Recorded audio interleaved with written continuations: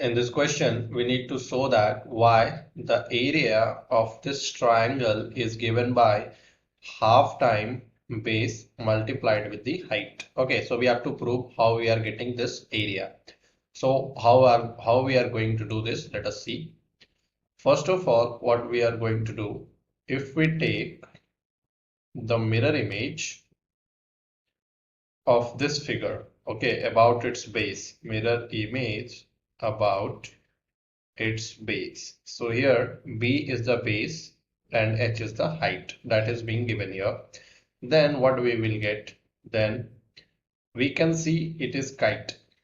We can see a kite with diagonals of the following length, with diagonals of length equal to